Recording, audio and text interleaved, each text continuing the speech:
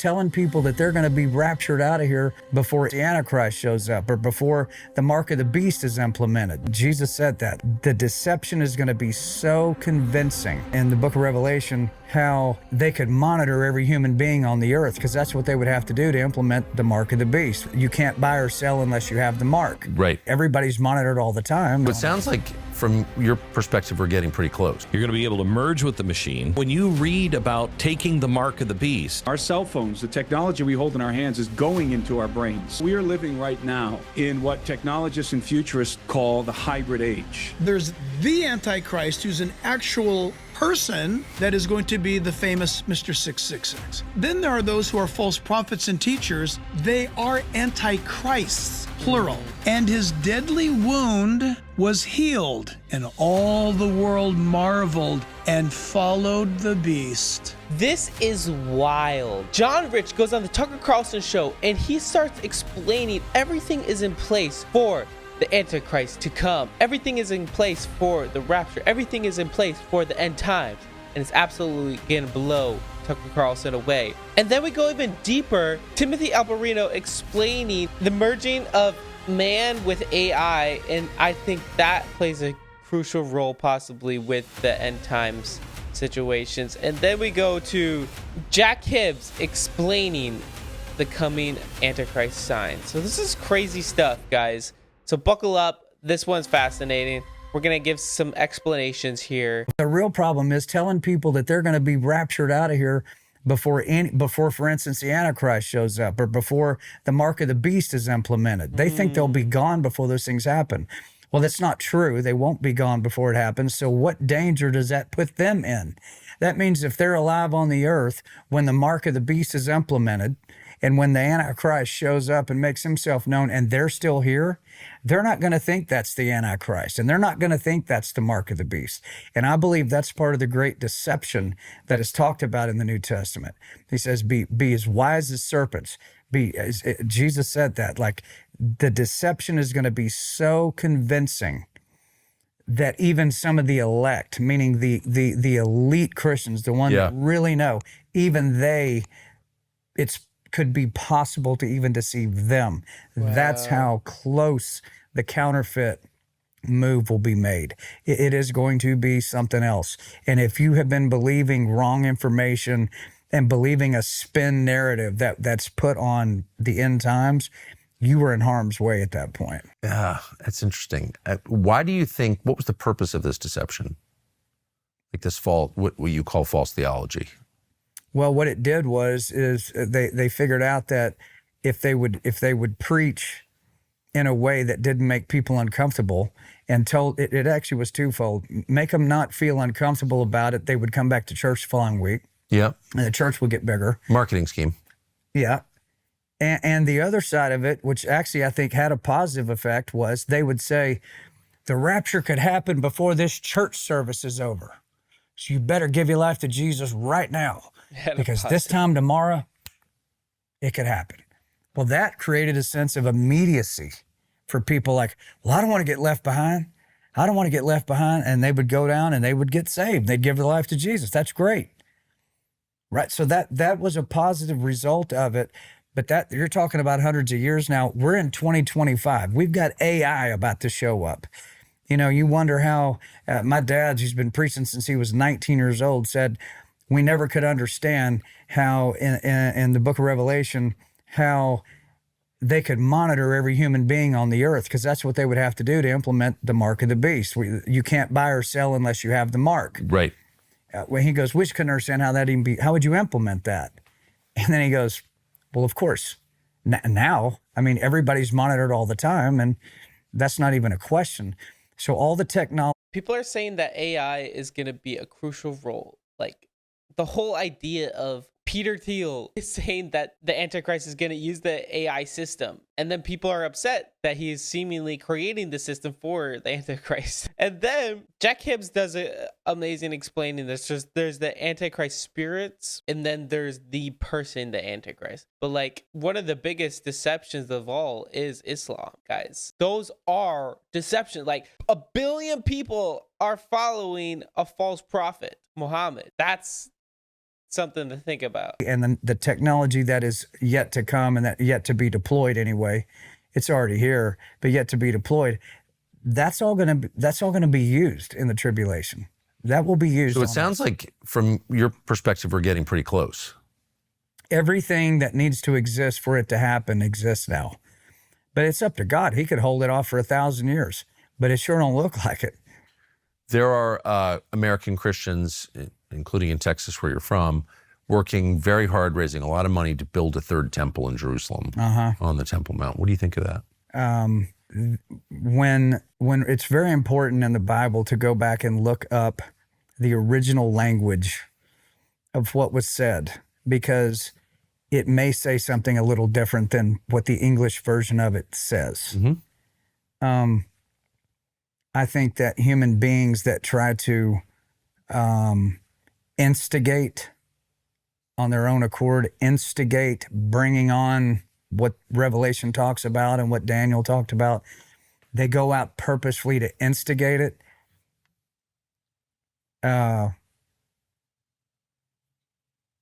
Really hits me in a wrong way. Because they're not God. They don't get to decide. They're not God. They don't get to decide what happens. They just don't.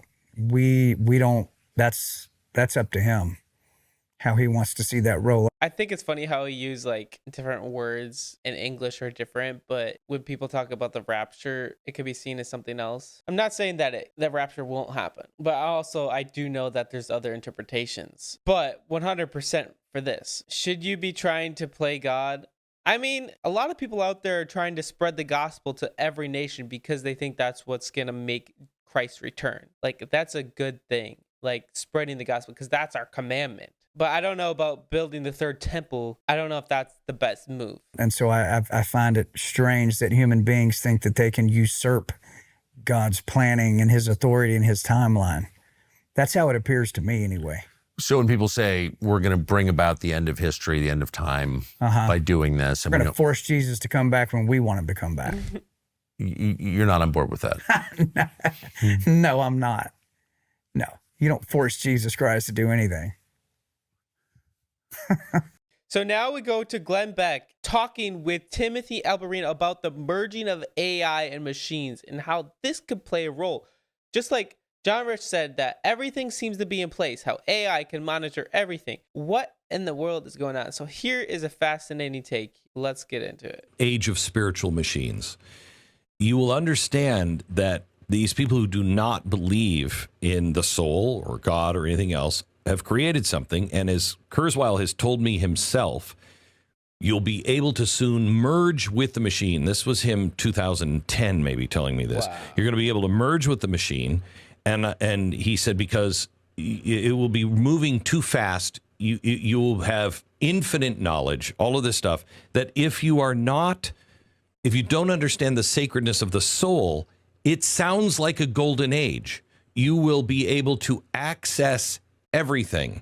And then he starts in with, and you won't have to carry a wallet because everything will be stored, and what you implant in you will become part of you, and you'll think differently, and you will be able to hive mind. And that's not being a human. And I said, Ray, what if you want to remain human? And he said, why would you? And he said, because, I kind of like the original model. And he told me, well, then you will have to be isolated because you'll be a problem for everybody else. So anybody said everybody's going to want to do this. And I think a lot of people will want to do this. But I come back to where you're driving, that, when you read about taking the mark of the beast. 100%. That sounds so much like the mark of the beast. And I know so many people have so many speculations, like, this is how it's going to be.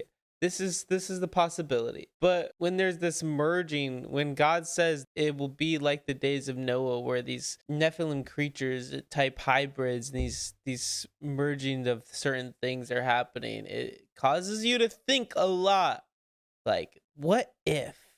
Because the world is changing. The world is becoming something totally different than what we used to think because of technology. I don't know. What do you guys think? There is no salvation for you. Once you take it, it's That's over. crazy. You can't untake it. You can't be redeemed at all.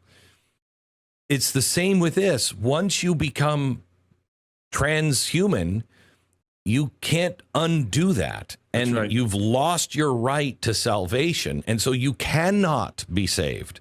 That starts to make that scripture in Revelation work. That's Precisely right. All of a sudden you're like, oh my gosh, yes, and many because you're more. not human. And many more. You can't buy and sell anymore. You could probably maybe run a business without a cell phone, without access to the internet, let's say, but it would be really, really hard, right? So that technology that we have in our hands, that, you know, our cell phones, the technology we hold in our hands is going into our brains very soon. It is going into the cerebral cortex. And rather than surfing the internet with our thumbs, we're going to be surfing the internet with this accomplice, artificial intelligence, through the speed of thought. We will be interacting with the compendium of human knowledge at the speed of thought. That is wild. With Neuralink, whenever that's a possibility, they are putting chips in your brain already. That's insane. It's literally crazy. But is that the mark of the beast? I don't think so. Not completely. I would not do that. It would freak me out. I would not do it because I would be very careful. As soon as this technology, as soon as we merge with the machines and also with artificial intelligence. So how are you, if you just want to be an old-fashioned, homegrown, organic human being who's going to try and compete in that environment? Think about young people going to university and they decide, you know what, I don't want to upgrade. I don't want the upgrades. I don't want the enhancements. I don't want to put the technology into my biology. I don't want to, I don't want the chip in my cerebral cortex. How is that person going to compete with all of the transhuman, with all of the transhuman students who are accessing the compendium of human information at the speed of thought? It would be as if you are walking into a room and there's one person there that has an IQ of 20. Precisely right. They can't function. I can't have a conversation with you. I can't do anything. That's right. Because you have an IQ of 20. And that was Ray's point. Nobody wants that. Everybody wants that. And the way it's described and what you're seeing on the horizon, it is going to be described as a golden age. It is. That's insane. It is. And you know what's happening here is we're going full circle back to the beginning, because our story begins in the Garden of Eden. And the temptation of the serpent was, if you eat of this fruit, surely you will not die. You will become like the gods. You will become like the gods. So it's the same temptation. And what's happening here is we are succumbing to a Faustian bargain. We are about to sell our birthright for a bowl of stew. For the advances and the advantages of posthumanism, of transhumanism, the enhancements, we are going to give away the most precious thing that we have, which is our humanity. Wow. Whoo, that's crazy. So that brings up a whole nother point, which I find so crazy. I know a lot of people were getting upset at Joe Rogan when I posted the video yesterday about Joe Rogan saying that AI is like them creating a god. And people are upset, just saying can't be made. God is eternal. He is the beginning and the end. He's everything. 100% I agree with the comments. But there's so many people all the time that are trying to create God. They think that they can reach godlike status. Just like in the Old Testament, they're constantly building statues to worship instead of worshiping the creator.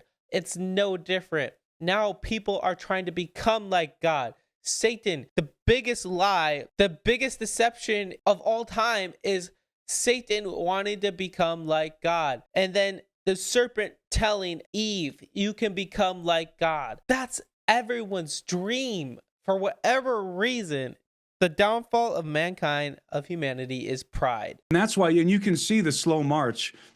You can see the cunning of the serpent, how the ground has been laid for this eventuality, that the human being has been degraded. It started with Darwin, and then it progressed from there. The gradual erosion of human worth and not like not worth as an individual, but worth as a species. If you just if you're just the product of evolution, if you're just the cousin of a monkey, then there are no guardrails. There are no guardrails. Who cares? It doesn't mean anything to be a human being, and there's no reason whatsoever to preserve our humanity. Wow. This is where the gospel of Christ is so important, especially for Christians to anchor themselves in the gospel of Christ. Because as I said, Jesus is a kinsman redeemer who became a man to redeem mankind. And so I'm stressing whenever I get the opportunity to talk to young people that you need to understand the worth of your humanity. The worth of your humanity, and don't be beguiled into exchanging it, into selling your birthright for a bowl of stew, for life extension. That is scary. Like, what if we have to face that situation? What if we have to make that decision whether or not to get it? I don't think I would, because of the ramifications. Oh man. But the technology is speeding up so fast. We might have to make that decision. We might have to decide whether or not we take the actual mark of the beast. And for all of the extraordinary capabilities that are going to become available, we are living right now in what technologists and futurists call the hybrid age. And the reason why they describe this as the hybrid age is because in the past, you have various streams of technology that were being independently developed. These are the famous GRIN technologies, for example. You had genetics, robotics, artificial intelligence, and nanotechnology. Those are the four big ones.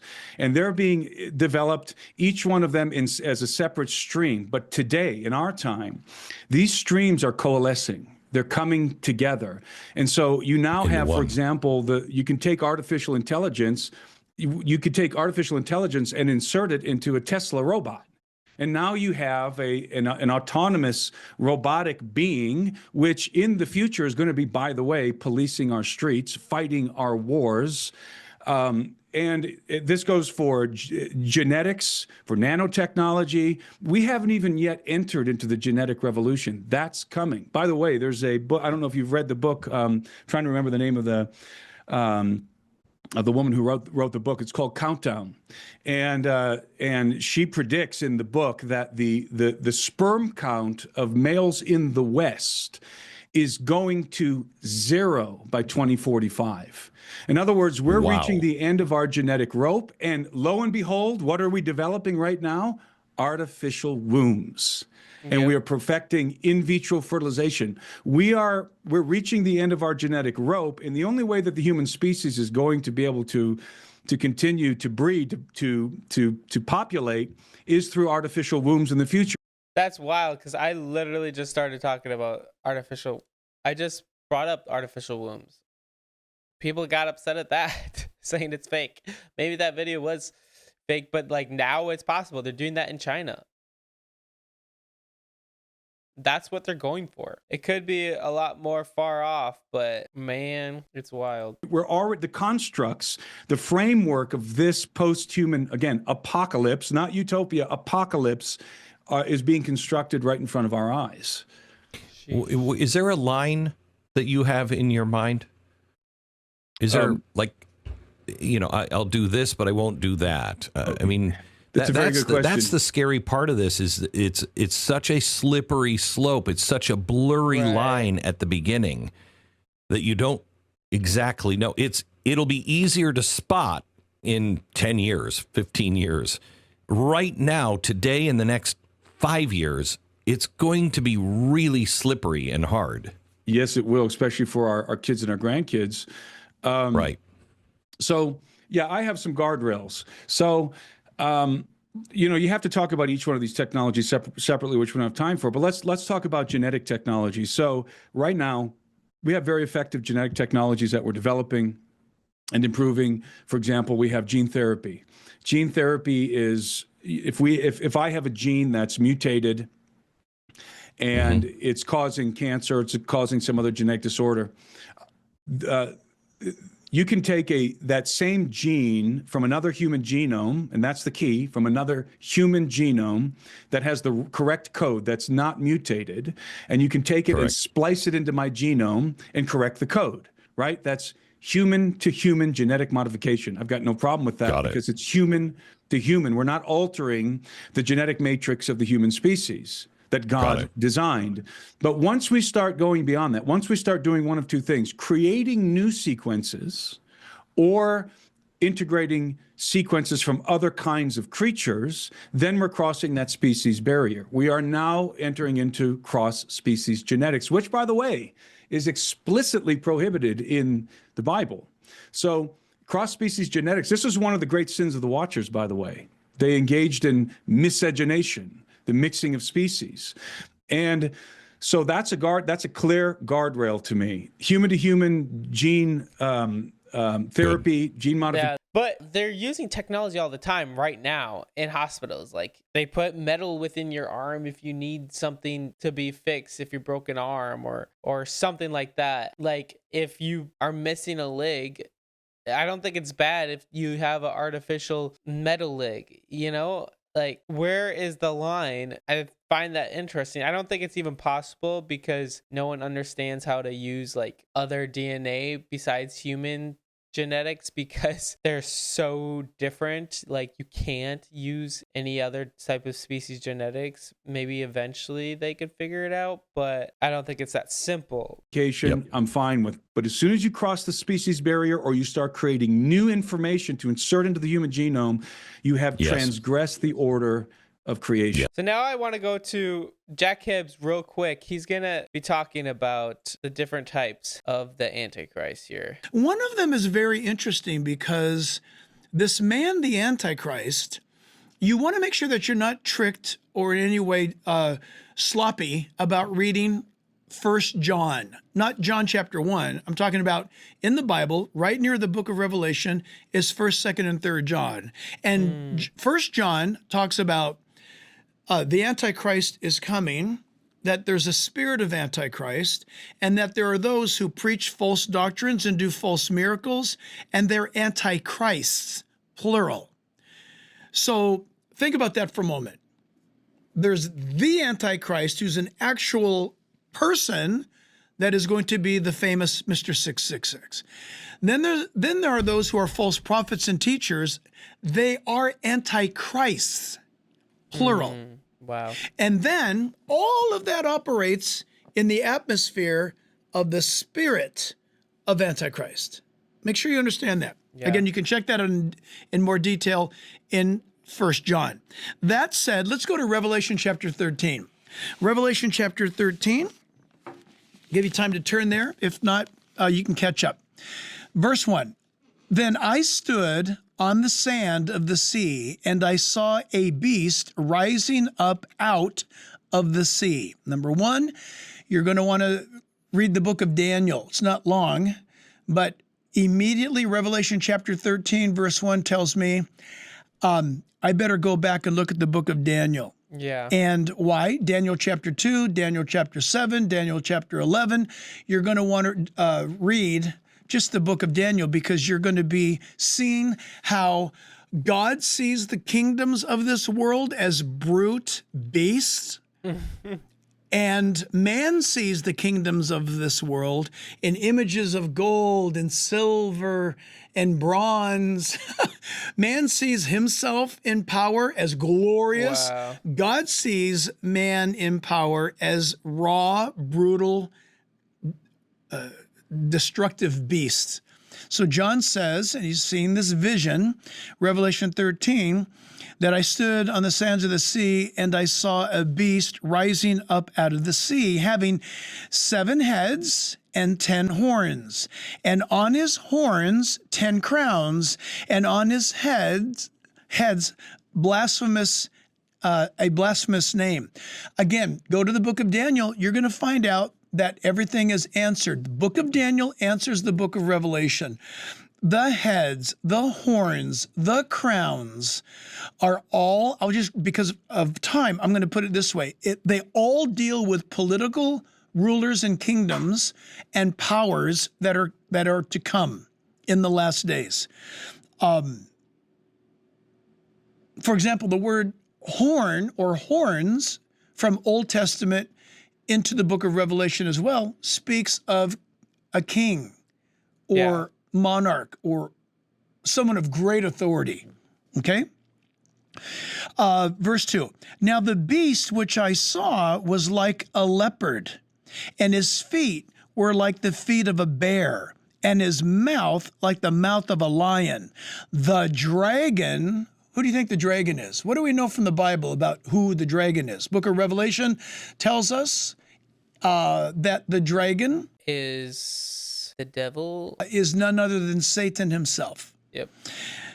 And so the dragon gave him, this beast person, his power, his throne, and great authority. So we're talking about Satan the dragon giving power and authority and a throne to this one that we're going to find out will be the Antichrist. And I saw one of his heads as if it had been mortally wounded. This is so critical. Listen to this, everybody. John said, I saw one of his heads. So the empire of the Antichrist begins to arise. The Antichrist will preside over this system. The dragon will give him the powers. All of this in operation is the spirit of the Antichrist. And those that are working with him are antichrists in their actions, doctrines, and by the spirit that leads them. I think there's so many antichrist spirits out there, like in religions and false prophets, because just think about it, like literally Islam, Mormonism, like all of these other religions that come in and disguise from an angel of light. Come from an angel of light. They all have this message saying that they have been revealed a new message from God, but really contradicts everything that the Bible says. What do you think? That's just more literally the Antichrist. But I do think that it is still a person. And it's all about bringing about, elevating up into position in politics, the Mr. Antichrist. And watch how this gets incredibly fascinating. It says that I saw one of his heads as if it had been mortally wounded. What do we know about that?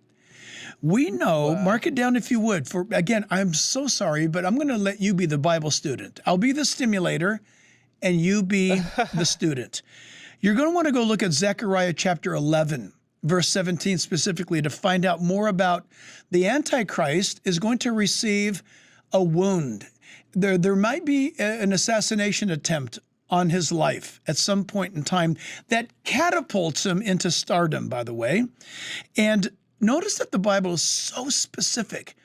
It says he received a wound in his head as if it were mortal. Wow. As if it were mortal. What does that mean? It means it's not mortal. It means it looks mortal. It sure came across as being mortal. When we saw it happen on the TV, oh my gosh, that was mortal. Well, the Bible is telling the people. Well, people are going to be thinking that person was dead, or he gets raised back to life. Of the future, that this mortal, what appears to be a mortal head wound to this Antichrist is very important. It's very important to the future world of the Antichrist during those 7 years that are yet to come. Listen to this. And his deadly wound, hear the word deadly, was healed, and all the world marveled and followed the beast. So pause right there. I think it was Bill Maher who said, I may be off, but it was one of the progressive lefties when Trump That's crazy. when Trump was wounded. Yeah, Trump was someone tried to assassinate Trump, and he got hit in the head and the ear. That's crazy. One of those political pundits said, he just won the election. Right. You remember hearing that? He just won the election. I think everyone knew that. Why did he say that? Because all of a sudden, people saw something in this man. Oh, man, he's willing to take a bullet, what he believes in. Hey, look at Charlie Kirk. You want to know why people are responding to Charlie Kirk's assassination because Charlie Kirk died for what he believed in. And that's attractive. Well, yeah. And the whole world's responding. Think about that.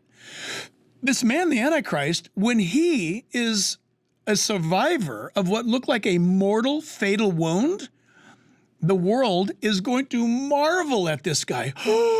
What a dude. Whoa. Oh my gosh. If he got shot like that, then I have to support him. Mm-hmm.